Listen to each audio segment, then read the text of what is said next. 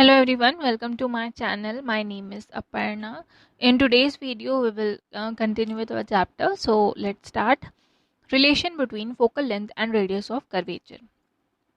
We shall try to arrive at a relation between f and r using previously learned mathematical knowledge and by drawing ray diagrams for a concave mirror. ठीक है, देखिए हम लोगों ने हम यहाँ पर फोकल लेंथ और रेडियस ऑफ कर्वेचर के बीच में एक रिलेशन डिराइव करने की कोशिश करेंगे, और जो कि हम लोगों को प्रीवियस में कुछ जो मैथमेटिकल नॉलेज थे और कुछ जो रे डायग्राम्स, मतलब जो हम लोगों ने ऊपर में रे डायग्राम्स बनाए हैं कनकेव मिरर से, उसके थ्रू हम लोग इन दोनों के बीच का रिलेशन जो है वो निकालने की कोशिश करेंगे. सो देखिए यहाँ पर, take a concave mirror with centre of curvature C, pole P, focus F and axis CP. From the diagram we can see that ray AB parallel to axis CP gets reflected along BF direction. We know that the line CB will be normal at B. देखिए क्या हो रहा है यहाँ पर, ये आपका concave mirror है. अब यहाँ से ये जो सेंटर ऑफ कर्वेचर है, ये C जो है वो सेंटर ऑफ कर्वेचर है, P पोल है, F ये वाला जो है F वो फोकस है, CP जो है ये CP जो है वो आपका क्या है, एक्सिस है. अब यहाँ पर से देख सकते हैं हम लोग इस कनकेव मिरर पे जो ए बी है वो क्या है, एक रे है जो कि पैरेलल आ रही है, प्रिंसिपल एक्सिस से पैरेलल आ रही है यहाँ पर, और बी पर टकराने के बाद बी एफ के फॉर्म पे क्या हो रही है, बाहर निकल जा रही है, इस डायरेक्शन पे बाहर निकल जा रही है. We know that line C B, ठीक है, हम लोग को पता है कि यहाँ पर जो लाइन सी बी है, मतलब ये सी और बी वाली जो लाइन है वो क्या है, वो नॉर्मल की तरफ जा रही है, मतलब वो नॉर्मल है. यहाँ पर सी बी सी या फिर सी बी जो भी लाइन है वो क्या है, आपका नॉर्मल है. ठीक है, अब यहाँ पर ये जब नॉर्मल है तो ये वाला क्या हो गया, इंसिडेंट एंगल हो गया, और ये वाला रिफ्लेक्टेड एंगल होगा. अब हम लोग देखेंगे, देखिए एंगल ए बी सी, ठीक है, ए बी सी ये वाला जो एंगल है, और एंगल सी बी एफ ये वाला जो एंगल है वो क्या है, देखिए ए बी सी और सी बी एफ ये वो दोनों एंगल क्या होगा, एक तो एंगल ऑफ रिफ्लेक्शन और एक एंगल ऑफ इंसिडेंस है, तो दोनों ही एंगल क्या होते हैं, सेम इक्वल होते हैं. तो यहाँ से आ गया आपका दोनों एंगल सेम. ठीक है, अब इसके बाद देखिए एंगल ए बी सी और बी सी एफ, ठीक है, क्यों, क्योंकि बी सी एफ दोनों क्या है, देखिए ए बी और सी पी दोनों आपस में पैरेलल है, और साथ में क्या है, वो ट्रांसवर्सल अल्टरनेट इंटीरियर एंगल्स भी हैं यहाँ पर. ठीक है, तो दोनों ही क्या होंगे, इक्वल होंगे. मतलब ये वाला एंगल भी, ये वाला एंगल की बात हो रही है, ये वाला, ये देखिए एंगल ए बी सी ये आई वाला एंगल, और यहाँ पर जो एंगल बन रहा है बी सी एफ, ये दोनों एंगल क्या होंगे, इक्वल होंगे. तो ये इंसिडेंट रे और ये भी इंसिडेंट रे, दोनों ही क्या हो गए, आपके अल्टरनेट इंटीरियर एंगल्स हो गए. अब देखो सी बी एफ पे, ठीक है, सी बी एफ पे ये वाले ट्राइंगल, ये वाले एंगल पे, ठीक है, इक्वेशन 1 और इक्वेशन 2 को अगर हम लोग मिलाते हैं, मतलब ये दोनों इक्वेशंस को अगर हम लोग देखते हैं, तो सी बी एफ क्या हो जाएगा, बी सी एफ और सी बी एफ जो है वो दोनों ही इक्वल हो जाएंगे. बी सी एफ मतलब ये आई, और एंगल सी बी एफ दोनों ही क्या होंगे, सेम होंगे. दोनों को मिला देंगे तो दोनों ही क्या हो जाएगा, सेम आ जाएगा.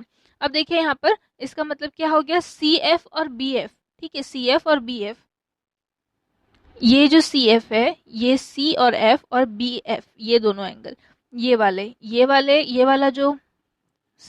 वाला जो आपका लेंथ है और ये वाला जो आपका लेंथ है, वो दोनों ही क्या होंगे, जो दोनों लाइंस है वो आपस में क्या होंगी, इक्वल होंगी, क्योंकि वो दोनों क्या बता रहा है कि वो जो पूरा ट्राइंगल है वो एक आइसोसेलियस ट्राइंगल है. यहाँ पर देख सकते हैं ये वाला एंगल और ये वाला एंगल इक्वल है, तो ये वाला दोनों का ही क्या होगा, जो साइड जो दोनों का ही साइड है वो भी क्या होगा, इक्वल होगा. तो अगर हम लोग मिरर पे देखते हैं, if the mirror is small and point P is very close to point B, then we can assume, ठीक है, अगर जो मिरर है वो स्मॉल है और पॉइंट P जो है वो पॉइंट B के पास में ही है, तब हम लोग क्या कर सकते हैं, देखिए अगर मिरर स्मॉल है तो पॉइंट B जो है वो क्या है, पास में ही है, तो यहाँ पर बी एफ और इज इक्वल्स टू क्या होगा, पी एफ हो जाएगा इक्वेशन 4 से, यहाँ से, ठीक है, ये इक्वेशन हम लोगों का 4 है, ये बी एफ और पी एफ जो वहाँ पर P है वो दोनों ही क्या हो जाएंगे, इक्वल हो जाएंगे. अब ये वाला इक्वेशन और ये वाला इक्वेशन को हम लोग जब देखेंगे तो क्या निकलेगा आपका, बी एफ यहाँ भी इक्वल है, यहाँ भी इक्वल है, तो बी एफ जब इन दोनों के इक्वल है तो सी एफ और PF भी आपस में इक्वल होंगे। ये हो गया हम लोगों का नेक्स्ट इक्वेशन। इक्वेशन 3 और 4 को जब हम लोग कंबाइन करेंगे तो ये मिल जाएगा। अब CP जो है, ठीक है, CP, C और P जो है वो क्या है, CE प्लस EP का क्या है, CF और FP का दोनों का क्या है, सम है CP। तो CF की जगह पे PF लिख दिया और यहाँ पर PF तो है ही, तो ये क्या हो गया, दोनों PF है, तो यहाँ पर 2PF हो गए। तो CP इज इक्वल्स टू क्या हो गया, 2PF। तो PF की वैल्यू अगर निकालेंगे तो क्या हो जाएगा, PC या फिर CP बाय 2। अब यहाँ पर जो PF है वही क्या है, आपका फोकल लेंथ है, और PC जो है वो क्या है, कैपिटल R है, तो ये R/2, ये हो गया F is equals to R/2। This relation is valid for और spherical mirrors, convex and concave. The only condition is that the radius of curvature should be very large so that the point B and pole P can be assumed to be close enough. ठीक है, देखिए ये relation जो है वो valid है सभी spherical mirrors के लिए, कन्वेक्स और कनकेव मिरर्स के लिए। सिर्फ और सिर्फ कंडीशन जो है वो ये है कि जो रेडियस ऑफ कर्वेचर है वो क्या होगा, बहुत ज़्यादा होगा, ताकि जो पॉइंट P है और पोल P है उसको क्या किया जाए, एज्यूम कर लिया जाए कि दोनों ही पास में हैं। ठीक है, नेक्स्ट देखिए, relation between object distance, image distance and focal length, mirror formula. ठीक है, ये जो नेक्स्ट है इसको हम लोग मिरर फॉर्मूला के नाम से भी जानते हैं। देखिए, the distance of object from pole P is called the object distance, distance of image from the pole is called image distance V, and distance from the focal point F and pole P is called the focal length of the mirror. These three quantities are related by the mirror formula given below. ठीक है, देखिए जो distance है पोल P का, ठीक है, अगर हम लोग ऊपर वाले डायग्राम को देखेंगे तो ये वाला जो ये डिस्टेंस पोल P से लेकर जो डिस्टेंस है, ठीक है, पोल P से जो डिस्टेंस है ऑब्जेक्ट का, मतलब जहां पर आपका पोल है और उसके बाद में जहां जहां पर आपका ऑब्जेक्ट रखा हुआ है, उन दोनों के बीच का जो डिस्टेंस है उसको ऑब्जेक्ट डिस्टेंस कहते हैं, जिसको हम लोग U से डिनोट करते हैं, स्मॉल U से डिनोट करते हैं। और वहीं पर जो डिस्टेंस है इमेज, जहाँ पर डिस्टेंस जो इमेज बन रहा है उसका पोल से डिस्टेंस, ठीक है, पोल से लेकर जहाँ पर आपका इमेज बन रहा है उन दोनों का जो उन दोनों के बीच में जो डिस्टेंस है उसको हम लोग इमेज डिस्टेंस कहते हैं, जिसको V से डिनोट करते हैं, स्मॉल V से।